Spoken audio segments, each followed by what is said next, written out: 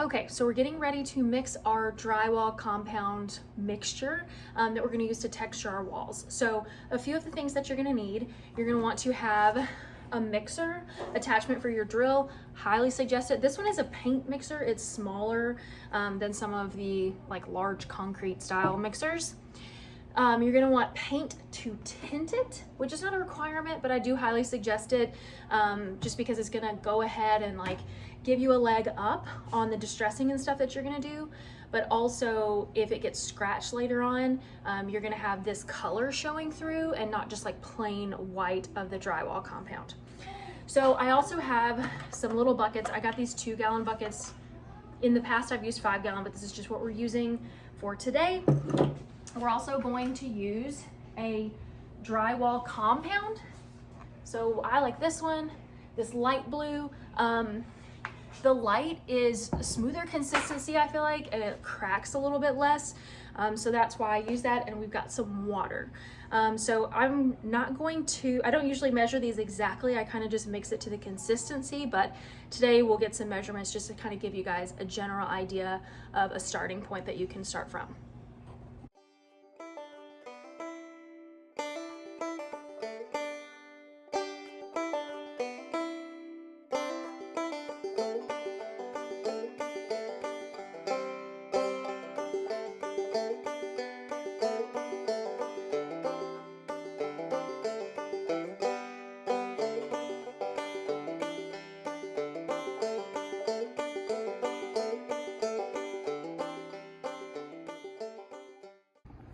Okay, so as you can see, I have 2 different shades. What I ended up using for this ratio is about 1 gallon of the putty, and then half a cup of paint in each, and about half a cup of water in each. And you see how it's like jiggly? You want it to be like a loose consistency, but you still need it to hold its shape so it can't like run down the wall. So you're gonna use a masonry brush like this, and basically scoop right in and dip your putty up. So we're gonna go in and dip some on our brush, and it should be about like that, almost like frosting, you know? So we're gonna come over here onto our board just to make sure. Yep, so that's the consistency you want it to be. It's holding the lines in it, but it's keeping some volume and texture. And as we go in here, we're gonna cross hatch it in different ways. Like, you don't just have to do X strokes. You can do an X stroke like that, and then we're gonna kind of smush it.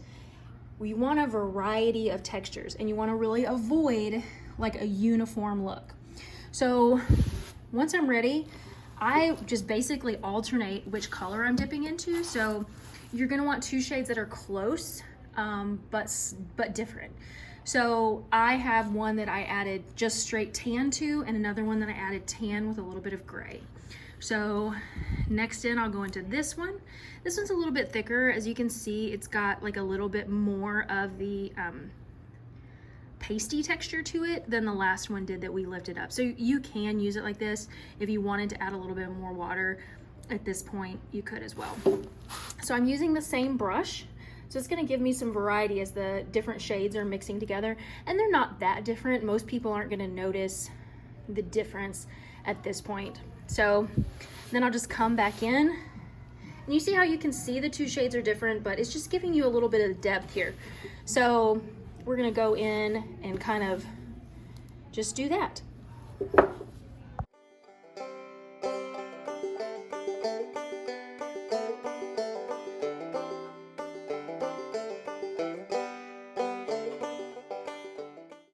Okay, so it's kind of hard to show all the variety of texture on a piece this size, but as you can see, we have some curvy strokes, we have some straight strokes. You can also just kind of like smush down into it and sort of twist like that to get some good texture. What you really want to see is all of this texture like this. And if you water your putty down too much, you'll lose that texture. So you got to have the happy medium in there. So here's the different techniques you can do, and even just like coming back a little and like stippling in areas that look a little too kind of plain. Like right here, I feel like looks a little plain, so I'm just gonna come back in and do that. So that's where we're going. And you can get whatever look you want. You can do this with a sponge, like Bella's gonna show in our workshop. You can use this same method with some different rollers to create lots of different kind of textures on here. So it is a day later and these are dry now. So as you can see, the color variation is not very noticeable. You can kind of tell here it's slightly more taupey and here is more straight tan. You could make it more noticeable by making the colors a bigger difference in shade. But it is all dry. All of our texture has been preserved in there.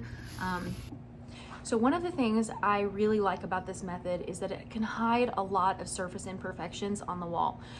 So if you are like us and you put up your own like inner walls and you're putting up the drywall, you can just put up the drywall, tape it, do the initial mud coat, and then not have to do like the fine finishing and all the sanding and multiple layers to get a smooth finish, because you're gonna come right back over with this. You don't even have to like putty all of the screw holes or anything like that, because this is gonna go over it and will hide all of that. At this point, you can tell the color is kind of blah. It doesn't look very, like you can see the texture on it, the physical texture, but you also want to have a more color texture and more distressing on top of it, because this kind of looks plain and you want to take it to looking something more like this. Okay, so we're going to go over that kind of stuff now, but there is a step before that. So I like to put a coat of matte poly on it. You don't want anything glossy because this is supposed to be like a plaster wall. It wouldn't be glossy. I pretty much use matte everything unless it's something I'm very intentionally making glossy. So matte poly, I use water-based poly just because of the smell, and go from there. You can at this point tint your poly. I suggest going over it with a brush. The reason we're going to do a poly coat is because when we go over with the distressing paints, because drywall mud is so porous, it will soak it up and you'll get very stark lines from your distressing, and it's not gonna look right, just trust me. However, I use a brush and a very thin coat of poly because as you're brushing, you're inevitably gonna miss spots or get like a lighter coat on certain areas, and then when you go back in with your distressing paint, it's going to absorb kind of unevenly, and it actually can look really cool. So you don't have to be like super perfect about this coat. What I like to do is take a brush and I have my poly. I did tint the poly. This is just gonna give more color variation. Also, if your color kind of comes out, sometimes it's hard to guesstimate how the color is gonna look on this, and then you get it in your room and you're like, this is not what I thought it was gonna be. So I just added like a dollop of white paint in with my poly, not very much at all, like probably less than a teaspoon. So just in there to tint it a little bit. We're gonna go over with cross-hatch rough strokes, because then the color that does get implanted is gonna be mild and uneven and just add to that color texture, if you will. So we're gonna seal this, let it dry, and then we'll come back in with distressing.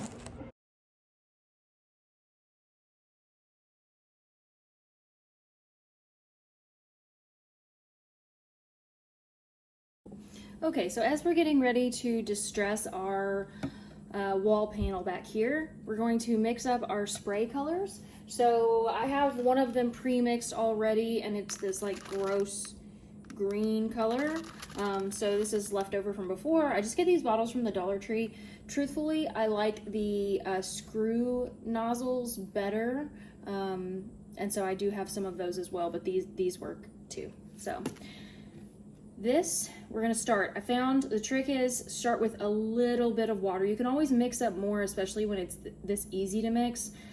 You're gonna, depending on the size of the space that you're working on, you may use a lot less than you anticipate. So, burnt umber again. Can you tell I have a favorite color?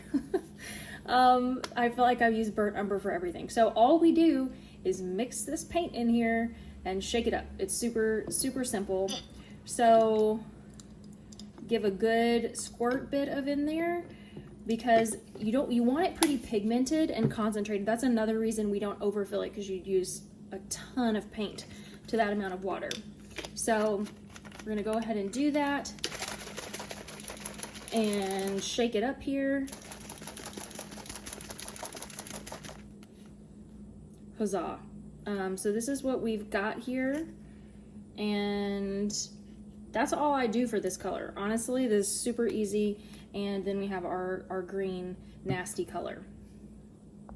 All right, so you're also going to need a sea sponge. You're gonna want it damp, not dripping, but just a little bit damp so it's soft and squishy. Then really basic, I like to use the stream setting, not the spray setting. So we're gonna make sure it's set to stream and prime the pump a little bit, and then we're gonna come over here and do this. So that is super scary color. We're gonna come in with our stipple here and stipple this down. I also like to have a spray bottle of water handy as well, so I can spray that. Of course, I don't have it handy, so I'm gonna go snag that. Okay, so for your water spray bottle, you want it on the mist setting. So the mist setting will help diffuse the color. So we come in with this, and we're just gonna continue stippling down as we go.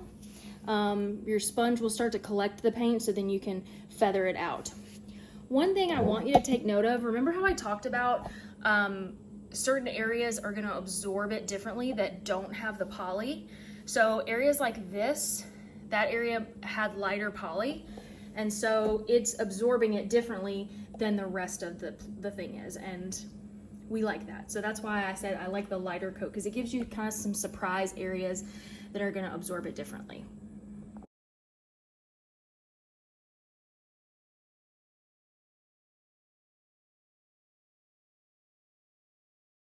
So this is the current state. As you saw, I spritzed it across the top and let it run down, and then kind of stippled it. And then we took our water spray bottle and spritzed over the whole thing. And I feel like it really helps in diffusing it if you feel like you're getting a lot of stark lines. Once you spritz it, it's gonna start collecting really well into all of that texture that you put, and that's what you want. I also like it to have a few like of these run drips, which is another thing that the water spray bottle helps to give you without it being like the super concentrated paint. You're gonna play with your concentration a little bit. See how that one's running down? You're gonna play with your concentration until it's the way you want it. So if you feel like it's harsh, you can come in again with some water, and let's just pick a spot to show you guys. So like right here, if I spritz that again, it's going to kind of take some of it away, but then also create this drip situation. So this is another thing that can happen when you spray the water. So spraying that plain water on the wall is really gonna help give it a diffused look, and also can help you if you get too much in a certain area. Just spritz it with water, let it diffuse out. Okay, so we are done with the brown. We're about to come in with our green. My spray bottle, the sprayer decided to stop working, so you can't see the color in it, but it is like a gross puke green color. So we're coming in with that, and we're going to squirt that on here. I do not use the sponge when I do this. So the goal with this one is we want to spritz it on and then let it work its magic. So I'm not spraying it over the entirety of the thing. So this one is more of like selective, because you want it to have this gnarly run down the wall look. After a minute of letting it sit, I sometimes will go back in with my water and spritz it to diffuse it, just so we don't have like quite so harsh on the streaks. Sometimes you want that, and that's fine. And some areas I will leave like that, but other areas will come back in and maybe just missed a tiny bit of water on it. And it just helps to diffuse it out so that it's not quite so stark and quite so harsh. See how it starts to spread across those lines when I spritz it? That's what we want to do. I'm going to give you a little bit more of a close-up on this here. So if I've got this doing that, see how it just kind of spreads it out a little bit and softens it? So there we go, just like that. So that step is super easy. That's it. Now we're gonna let it dry, but this is like what we're pretty much working with for our dinge factor. When I did this in the room, one of the things I did was also focus like on the corners of the room, just so it gave some added dimension to that area.